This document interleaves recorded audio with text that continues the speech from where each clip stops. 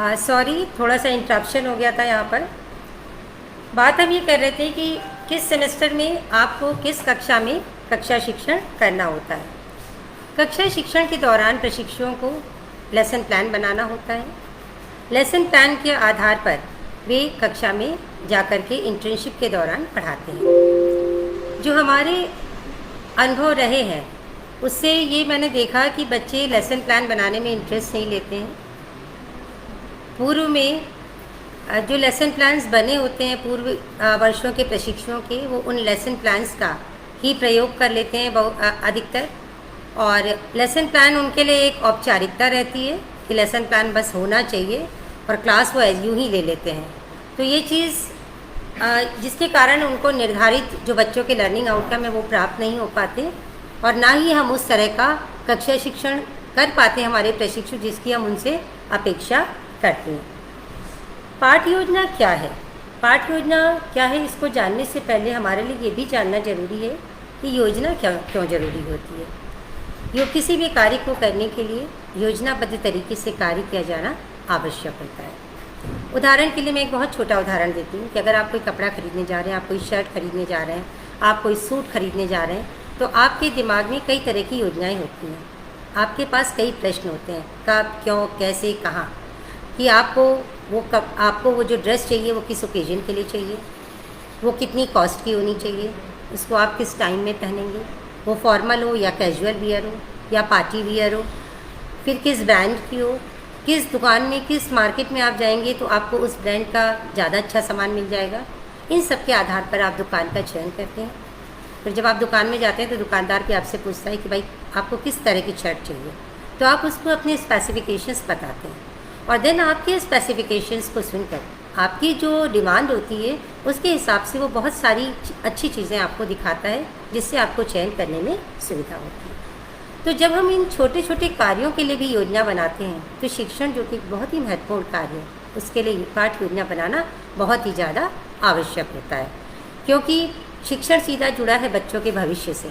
अगर हम योजनाबद्ध तरीके से कार्य करेंगे तो हम बच्चों को एक अच्छा भविष्य दे पाएंगे, निर्धारित लर्निंग आउटकम की प्राप्ति कर पाएंगे। बहुत से बच्चों के लिए जो हमारे डीएलएड के प्रशिक्षु यहाँ पर जुड़े हुए हैं, पूजा सक्सेना, रीता यादव, प्रत्युष द्विवेदी, शिवा श्रीवास्तव, तो आप बहुत से बच्चे ऐसे भी होंगे और भी कई प्रशिक्षु होंगे जो कि शायद इस चीज़ से परिचित ना हो कि लर्निंग आउटकम क्या है। तो लर्निंग आउटकम के बारे में मैं ये कहूँगी कि लर्निंग आउटकम SCERT ने कक्षा 1 से 8 तक के लर्निंग आउटकम्स निर्धारित किए हैं। लर्निंग आउटकम बेंचमार्क्स हैं जिनके द्वारा हम ये जानते हैं कि एक कक्षा में बच्चे को कितना आना चाहिए, उसको क्या क्या सीख लेना चाहिए। तो इन लर्निंग आउटकम्स के माध्यम से शिक्षक और अभिभावक अपने बच्चे की प्रगति का आकलन कर सकते हैं। स्वयं बच्चे भी अपनी प्रगति का आकलन कर सकते हैं कि उन्होंने क्या सीखा है, कितना सीखा है। तो अगर हम पाठ योजना बना करके शिक्षण कार्य करेंगे तो हम अपने निर्धारित लर्निंग आउटकम को प्राप्त करने में सफल होंगे। लर्निंग आउटकम को मैं एक उदाहरण द्वारा भी स्पष्ट करती हूँ कि लर्निंग आउटकम क्या है। जैसे कक्षा 2 में या कक्षा 1 में हमने हिंदी का लर्निंग आउटकम होगा कि बच्चे हाव भाव के साथ कविता सुना लेते हैं। अब जब हम बड़ी कक्षाओं में जाएंगे तो यही लर्निंग आउटकम थोड़ा इन्हांस हो जाएगा कि बच्चे कविता का भाव बता लेते हैं, उस भाव को समझ लेते हैं, उसमें आए हुए अर्थों के शब्दों के अर्थ को वो बता लेते हैं। तो इस तरह के जो हमारे लर्निंग आउटकम है इनकी संप्राप्ति के लिए पाठ योजना बनाना बहुत ज़रूरी होता है। पाठ योजना है क्या? आपको लग रहा होगा पाठ योजना पे बात हो रही है, इसके महत्व पे बात हो रही है। तो पाठ योजना क्या है? पाठ योजना एक संगठित संरचना है जो शिक्षकों को ये निर्देश देती है कि वो उपलब्ध साधनों का प्रयोग किस प्रकार करें और वो किस प्रकार के प्रयास करें कि निर्धारित समय में निर्धारित लर्निंग आउटकम की संप्राप्ति सुनिश्चित की जा सके। वो ये भी बताती है पाठ योजना कि बच्चों को सीखने सिखाने के लिए क्या क्या हमें स्टेप्स अपनाने चाहिए। उसमें एक सेट ऑफ एक्टिविटीज़ होती है, उनकी एक लॉजिकल सीक्वेंसिंग होती है, एक टाइम बाउंड वो होता है, और उसमें छात्रों के आकलन का तरीका भी सम्मिलित होता है। पाठ योजना का प्रारूप आपने देखा होगा, जो लोग 4th सेमेस्टर में हैं उन्होंने देखा होगा कि पाठ योजना के प्रारूप आपको बताए गए होंगे, जिसमें कि परंपरागत पाठ योजना में क्या होता है, सामान्य उद्देश्य, विशिष्ट उद्देश्य, फिर आपका होता है सहायक सामग्री, पूर्व ज्ञान, प्रस्तावना, फिर आपका शिक्षण विधियाँ, बोध प्रश्न, श्यामपट सारांश, पुनरावृत्ति, गृह कार्य आदि। लेकिन हमें कुछ नवाचारी मैं जो बात करूँगी वो हम इससे कुछ अलग हटकर बात करेंगे। ये तो आपके पाठ्यक्रम का हिस्सा है, ये आपको पता होना चाहिए, इस पर भी हम चर्चा करेंगे। लेकिन पाठ योजना के जो मुझे लगता है जो मुख्य बिंदु हैं वो ये हैं कि पहला है कि हम उसका उद्देश्य निर्धारण किस तरह से करें। अपने लर्निंग जो हमारी पाठ योजना के उद्देश्य क्या उद्देश्य होंगे हम इनको निर्धारित करें। निर्धारित उद्देश्यों की प्राप्ति के लिए हम किस प्रकार की शिक्षण विधि अपनाएं और कैसे हम बच्चों द्वारा सीखे गए ज्ञान का आकलन करें। अब हम क्रमबद्ध तरीके से इस पर बात करेंगे। सामान्य उद्देश्य, सबसे पहले हमको निर्धारित करने पड़ेंगे सामान्य उद्देश्य। पाठ योजना बनाते समय आप सभी लोग जैसे लिखते हैं सामान्य उद्देश्य। सामान्य उद्देश्य क्या होंगे? जो किसी विषय को पढ़ाने के लिए, जो किसी विषय के लिए हमने जनरल अपेक्षा की जाती है कि ये इस विषय को पढ़ाने से बच्चे में ये क्षमताएं आ जाएंगी, वो उस विषय के सामान्य उद्देश्य होते हैं। जैसे कि विज्ञान में बच्चों में वैज्ञानिक रुचि विकसित करना, तकनीकी मूल्यों को बच्चों के व्यवहार में समायोजित करना, बच्चे दैनिक जीवन में विज्ञान का प्रयोग कर सकें, ये सब विज्ञान के शिक्षण के उद्देश्य हैं। जब हम किसी से बात करते हैं और वो साइंस का स्टूडेंट होता है तो बातचीत के आधार पर हम ये अंदाज़ा लगा लेते हैं कि ये साइंस स्ट्रीम का होगा, ये आर्ट स्ट्रीम का होगा, क्योंकि उसका दृष्टिकोण, उसकी सोच उसी तरह से विकसित होती है। तो ये हैं सामान्य उद्देश्य, ये सभी के एक से होंगे, सब विषयों के अलग अलग होंगे। इसके बाद सामान्य उद्देश्य के बाद बारी आती है विशिष्ट उद्देश्य। विशिष्ट उद्देश्य में क्या है? सबसे जो महत्वपूर्ण पाठ योजना का स्टेप है वो है विशिष्ट उद्देश्यों को निर्धारित करना। विशिष्ट उद्देश्य से पाठ की समाप्ति पर किस शिक्षण संबंधी परिणाम की प्राप्ति हम करेंगे ये स्पष्ट होना चाहिए कि by the end of this period, by the end of this lesson, this class हमारे बच्चे क्या क्या करेंगे, ये हमारे विशिष्ट उद्देश्य में स्पष्ट रूप से लिखा होना चाहिए। विशिष्ट उद्देश्य के लिए कहा जाता है कि वो स्मार्ट होने चाहिए। स्मार्ट के मतलब अभी मैं आगे इस पर चर्चा करूँगी। जैसे स्पेसिफिक हो, स्मार्ट, एस फॉर स्पेसिफिक, यानी कि वो विशिष्ट हो। मेजरेबल हो, यानी कि मापन योग्य हो। ए से है कि अटेनेबल हो, प्राप्त करने योग्य हो। हम ऐसा लक्ष्य ना निर्धारित कर लें कि हम उसको प्राप्त ही ना कर पाएँ। और रिजल्ट ओरिएंटेड हो, रियलिस्टिक हो। और टी से है कि वो टाइम बाउंड हो। तो स्मार्ट हमारे उद्देश्य होने चाहिए। अगर हमारे उद्देश्य स्मार्ट नहीं होंगे, विशिष्ट उद्देश्य, तो हम अपने निर्धारित आउटकम को प्राप्त नहीं कर पाएंगे। अब हम कुछ उद्देश्यों की मैं आपसे चर्चा करूंगी।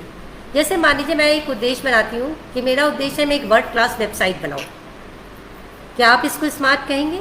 जी नहीं, ये बिल्कुल स्मार्ट उद्देश्य नहीं है, क्योंकि वर्ल्ड क्लास वर्ड ही डिफाइंड नहीं है। हर व्यक्ति के लिए वर्ल्ड क्लास का मतलब अलग अलग हो सकता है। ये ना तो स्पेसिफिक है, ना ये मेजरेबल है, ना ये अटेनेबल है, ना ये टाइम बाउंड है, और ना ये रियलिस्टिक है। इसी तरह से एक और हम ले लेते हैं दैनिक जीवन से जुड़ा हुआ। जैसे मान लीजिए अगर किसी का वेट ज़्यादा बढ़ा, कहता मैं अपना 5 किलो मैं अपना वज़न कम करूँगा। अब मैं अपना वज़न कम करूँगा, इसको क्या आप एक स्मार्ट उद्देश्य मानेंगे? बिल्कुल नहीं मान सकते। क्यों? क्या ये विशिष्ट है?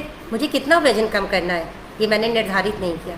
मैं कितने समय में कम करूँगी ये मैंने निर्धारित नहीं किया। मैं इसके लिए क्या क्या उपाय अपनाऊँगी मैंने इसको निर्धारित नहीं किया। तो जब मैं ये सारी चीज़ों को, जैसे मैं 3 महीने के अंदर अपना 1 किलो वज़न घटाऊँगी, उसके लिए मैं ये एक्टिविटीज़ करूँगी। जब हम ये सारी चीज़ें अपने एक विशिष्ट उद्देश्यों में लिखेंगे तब हम उसके ओर अग्रसर होकर कार्य कर सकेंगे। तो शिक्षण में आपको विशिष्ट उद्देश्यों को निर्धारित करना आवश्यक है। अगर उद्देश्य स्पष्ट नहीं होगा तो आप गलत दिशा में चले जाएंगे। एक छोटी सी कहानी है इसके जिसके माध्यम से मैं स्पष्ट करूंगी कि एक रेसर था, दौड़ता था, धावक, बहुत तेज़ दौड़ता था वो, और उसको हमेशा ये धुन रहती थी कि वो सबसे आगे निकले। जाहिर सी बात है, अगर वो दौड़ने वाला है तो उसके मन में ये हमेशा प्रतिस्पर्धा की भावना रहती थी कि सबसे आगे दौड़ कर निकले। एक दिन उसके घर में चोर आ जाता है और चोर चोरी करने लगता है। धावक की आँख खुलती है। जब धावक को चोर देखता है जगह में तो चोर भागने लगता है, और धावक चोर के पीछे पीछे भागता है, और धीरे धीरे उसका लक्ष्य, क्योंकि उसके दिमाग में बसा होता है कि उसे सबसे आगे निकलना है, वो चोर से आगे निकल जाता है और चोर को नहीं पकड़ पाता है। तो यहाँ पर क्या था? हमारा लक्ष्य तो था, लेकिन हम अपने लक्ष्य को सही तरीके से, सही जगह पर, उसको सही दिशा में नहीं ले जा पाए। तो लक्ष्य में आपने एक लक्ष्य निर्धारित किया है तो लक्ष्य को हमें टाइम टू टाइम परिस्थितियों के अनुसार बदलने की भी आवश्यकता पड़ सकती है। आप क्लास दे रहे हैं, आप लक्ष्य निर्धारित करके गए हैं, लेकिन अगर आपको लगता है कि आपके क्लास में उस लक्ष्य के अनुरूप नहीं संप्राप्ति हो पा रही, आपको पता चल जाता है, आप कोई लेक्चर देते हो, आप कोई सुनते हो, तो ऑडियंस जो आपके सामने बैठे हैं उनके हाव भाव देख के, बच्चों के व्यवहार गतिविधियों को देखकर आपको समझ जाएगा कि आप हो सकता है अपने लक्ष्य के नज़दीक नहीं पहुंच पा रहे हैं। तो यहाँ पर आपको थोड़ा सा अपने को चेंज करने की ज़रूरत पड़ेगी। तो विशिष्ट उद्देश्य स्मार्ट होने चाहिए। अगर स्मार्ट उद्देश्य होंगे तभी हम स्मार्टली उनको प्राप्त कर पाएंगे। इसमें जो स्मार्ट उद्देश्य होंगे शिक्षण के संदर्भ में, वो कॉग्निटिव संज्ञानात्मक, भावात्मक, अफेक्टिव डोमेन और साइकोमोटर डोमेन, इन तीनों के क्षेत्र में बच्चे की उपलब्धि को प्रदर्शित करने वाले होने चाहिए कि इन तीनों क्षेत्रों में बच्चों का क्या विकास हम इस पाठ्य योजना के माध्यम से करेंगे, ये उद्देश्य में स्पष्ट होना चाहिए।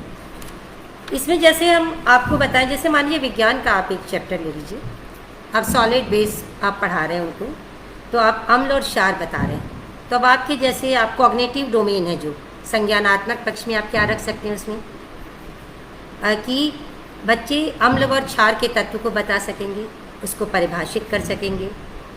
तो ये मेजरेबल है, स्पेसिफिक है कि बच्चे इसकी परिभाषा को बता सकेंगे। अब समझ में क्या है कि वो उसका वर्णन कर सकेंगे, उसमें अंतर बता सकेंगे, उसकी सूची बना सकेंगे। ये आपने देखा, ये भी मेजरेबल है और आप इसको ये प्राप्त भी किया जा सकता है। अनुप्रयोगात्मक में क्या है कि वो दैनिक जीवन में से जुड़ी वस्तुओं में अम्ल और क्षार के अंतर को बता सकेंगे। ये एक उदाहरण है। इसी तरह से आप हिंदी है, गणित है, आप जब भी कोई स्पेसिफिक उद्देश्य निर्धारित करें अपने लेसन प्लान के, तो आप उसमें ज्ञान, बोध और अनुप्रयोग तीनों को सम्मिलित करें। और इसमें जो होता है एक्शन वर्ब्स आएंगे, आपके बच्चे कर सकेंगे, सक्षम। सबसे पहले नए वीडियो को देखने के लिए आप हमारे चैनल को सब्सक्राइब करें और बेल आइकन को प्रेस करें, जिससे कि जब भी मैं नया वीडियो अपलोड करूं तो आपको उसका नोटिफिकेशन मिल जाए।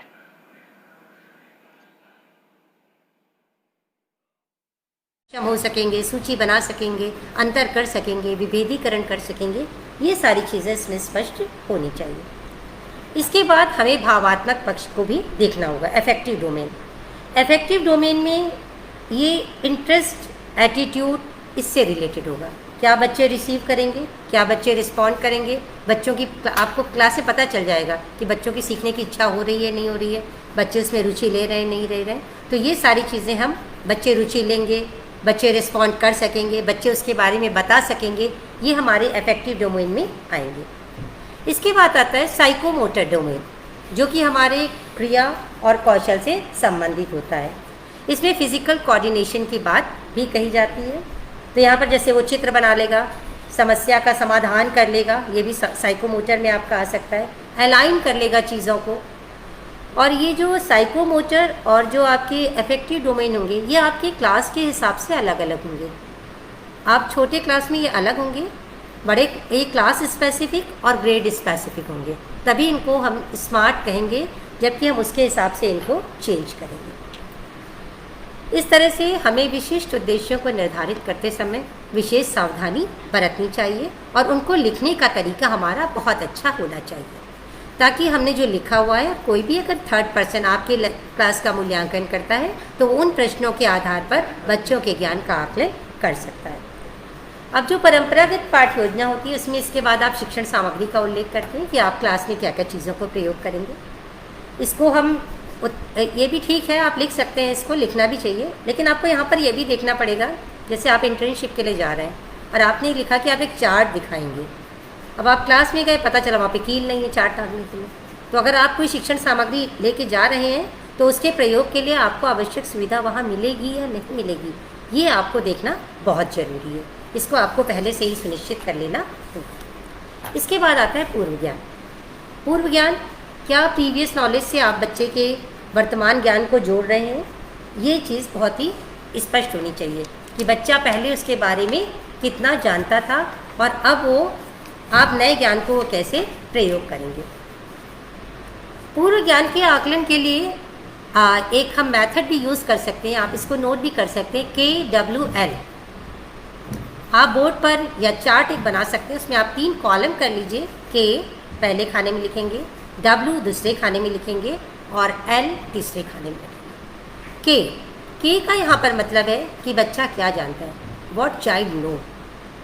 तो आप बच्चे से पूछेंगे, जो आप पाठ पढ़ाने जा रहे हैं, आप इसके बारे में क्या क्या चीज़ें जानते हैं। अब W में what they wanted to know, इसके अलावा वो और क्या चीज़ें जानना चाहते हैं, आप उसको दे वांटेड टू नो में उसको लिखेंगे। अब आपका ये चार्ट यहाँ पर अभी रुक जाएगा। आप लिखेंगे, आप बहुत सारी चीज़ें होती है, जैसे आपने कोई भी आप चैप्टर पढ़ा रहे हो, आप संविधान पढ़ा रहे हो, या आप किसी कविता के, आप कहानी के बारे में मान लीजिए बच्चों को बता रहे हैं, तो आप बच्चों से आप व्हाट दे नो में आप पूछ सकते हैं कि वो क्या जानते हैं। कि तुमने कहानियाँ सुनी है, बच्चे हाँ कहेंगे, आप लिख लीजिए हाँ कहानियाँ सुनी है।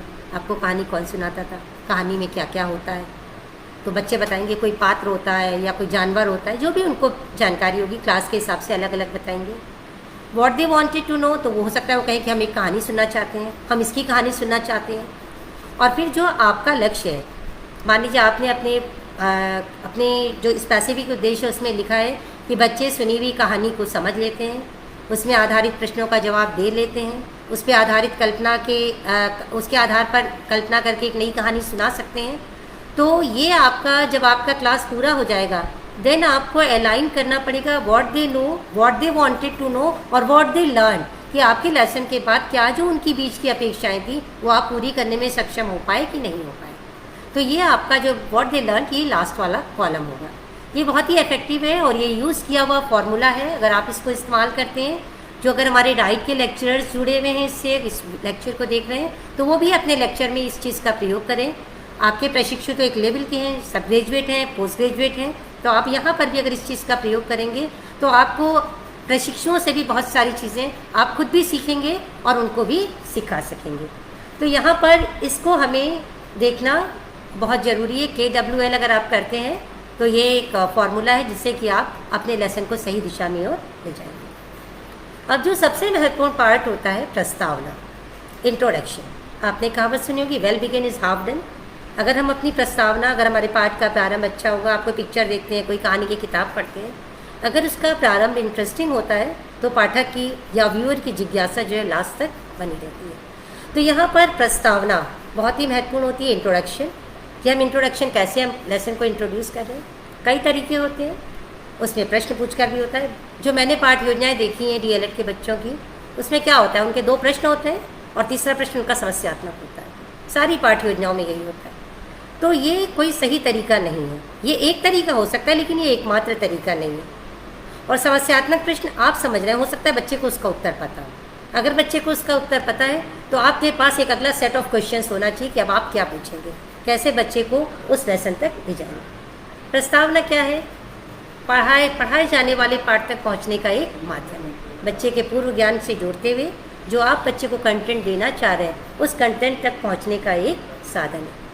इनका डिज़ाइन किस प्रकार से होना चाहिए, डिज़ाइन इस प्रकार से होना चाहिए प्रस्तावना प्रश्नों का कि जो आप बच्चों को पढ़ाने जा रहे हैं उसके प्रति बच्चे की क्या सोच है ये आप निकलवा सकें। आप कोई भी जो चैप्टर पढ़ाने जा रहे हैं उसके प्रति बच्चे क्या सोचते हैं, क्या विचार रखते हैं, क्या वो जानना चाहते हैं, इस तक आप अगर प्रस्तावना प्रश्नों के माध्यम से पहुंचते हैं तो ये आपके प्रश्न बहुत ही अच्छी कैटेगरी के प्रश्न माने जाएंगे। मैं देखती हूँ जैसे शरीर के अंग पढ़ाने तो लोग कुछ कहते हैं पार्ट्स ऑफ बॉडी इंग्लिश में पढ़ाना है, शरीर के अंगों को क्या कहते हैं, भाई शरीर के अंगों को शरीर के अंग ही कहेंगे।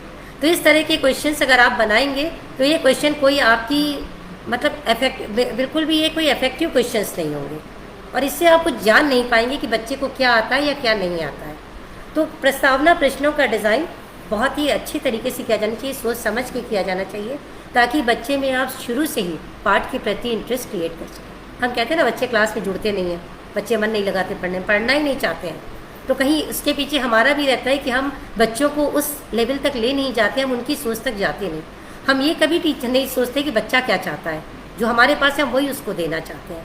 तो यहाँ पर बच्चे की क्या अपेक्षा है उस पाठ से, इसको जानने के लिए हमें प्रस्तावना प्रश्नों का डिज़ाइन करना चाहिए। इसके अलावा आप कोई कहानी सुना सकते हैं, आप कोई वीडियो क्लिप दिखा सकते हैं, आप कोई ऑडियो दिखा सकते हैं, आप कोई चार्ट दिखा सकते हैं, आप कोई ऑब्जेक्ट दिखा सकते हैं और उसके माध्यम से भी आप उस पाठ पर आ सकते हैं।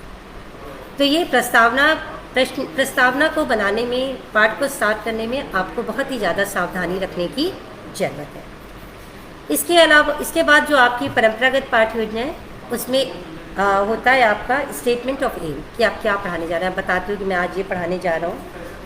और उसके बाद जो सबसे इम्पॉर्टेंट जो आपका लेसन प्लान का हिस्सा है वो है मेथड एंड ट्रांजैक्शन। कैसे आप लेसन को ट्रांजेक्ट करेंगे, कौन सी आप क्लासरूम ट्रांजैक्शन, ये सबसे महत्वपूर्ण चीज़ है कि आप कैसे जो आपने स्पेसिफिक उद्देश्य अपने निर्धारित किए हैं उन उद्देश्यों की पूर्ति के लिए आप कौन सी विधि अपना रहे हैं।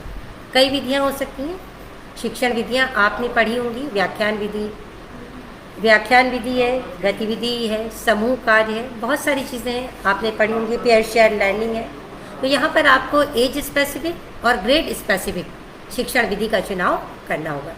शिक्षण विधि वो नहीं हो सकती जो कि आपने किताबों में पढ़ी है, जो आपने मेथड्स ऑफ टीचिंग में पढ़ी है। आप किसी भी नवाचारी शिक्षण विधि का प्रयोग कर सकते हैं। उद्देश्य होता है कि बच्चे को आ जाना चाहिए, जो आपका उद्देश्य है वो पूरा हो जाना चाहिए। अब जब आप पढ़ा रहे हैं तो ये नहीं होना चाहिए, पैसिव लर्निंग नहीं होनी चाहिए कि हम बोल रहे हैं बच्चा सुन रहा है। यहाँ पर तो आप मुझे सुन रहे हैं। अगर आपकी लाइव क्लास होती तो हम भी इंटरेक्शन से पढ़ते हैं, आपका इंटरेक्शन होता, मैं आपके माध्यम से इस पाठ को आगे बढ़ाती। लेकिन यहाँ पर हम इंटरेक्शन नहीं आपसे कर पा रहे हैं। तो लेकिन आप जब क्लास देंगे तो आपको ये देखना पड़ेगा शिक्षण में बच्चों की प्रतिभागिता रहे। ICT का प्रयोग करें, आप ब्लैक बोर्ड का भी प्रयोग करें, गतिविधियों में विविधता रखें। ये नहीं कि आप एक ही चीज़ रोज़ रोज़ करा रहे हैं तो बच्चे भी कहेंगे फिर आगे वही कराना है उनको, वही नोट्स लिख। अब DLED के जो टीचर्स हैं उनके लिए भी ये चीज़ है कि आप भी इस चीज़ पे ध्यान दें कि आपकी शिक्षण विद्या भी नवाचारी हो। जो डाइट के मेरे घर प्रवक्ता इससे कुछ जुड़े हुए हैं तो उनसे भी मेरी रिक्वेस्ट है कि वो भी अपनी शिक्षण विधियों में विविधता रखें। और टीचर जब लेसन प्लान आप क्लास के लिए बना रहे हैं DLED के प्रशिक्षु, तो आप भी अच्छी शिक्षण विधियाँ अपनाएं। इंटरनेट का ज़माना है, आप सभी टेक्नो सेवी हैं। आप देख सकते हैं यूट्यूब में तमाम क्लासेस उपलब्ध हैं, आप उनसे शिक्षण विद्या ले सकते हैं और आप नवाचारी पाठ्य योजनाएँ बना सकते हैं। अब बहुत से लोग क्या करते हैं, वो कहते हैं हमारे दिमाग में बनी हुई है, हम कैसे पढ़ाएंगे। लेकिन ये सही नहीं है। आपको पाठ्य योजना में लिख लेना चाहिए कि आप किस शिक्षण विधि, आप अभी खेल विधि कराएंगे, इस विधि का ये उद्देश्य है, इससे आपकी इस लर्निंग आउटकम की संप्राप्ति हुई। देन आप एक पेयर वर्क कराएंगे, देन आप कुछ बोल करके बताएंगे, फिर आप कुछ रेसिटेशन कराएंगे, आप कोई मॉक ड्रिल कराएंगे, तो ओरल ड्रिल कराएंगे। तो सारी गतिविधियाँ आपको सीक्वेंस में लिख लेनी चाहिए। अगर ये गतिविधियाँ सही से लिखी होंगी तब आपका लेसन प्रभावी बनेगा। इसके बाद प्रश्न होते हैं। प्रश्नों का फिर जैसे मैंने प्रस्तावना में कहा था, यहाँ पर भी आपको प्रश्नों का डिज़ाइन बच्चों का आकलन करने के लिए बहुत ही सोच समझ कर करना पड़ेगा, जिससे कि आप बच्चों के ज्ञान और जो उनकी समझ है, उनके जो साइको मोटर डोमेन है, जो उनका एफेक्टिव डोमेन है, उन सब का आप आकलन कर सकें। इस तरह के प्रश्नों का आपको डिज़ाइन करना चाहिए।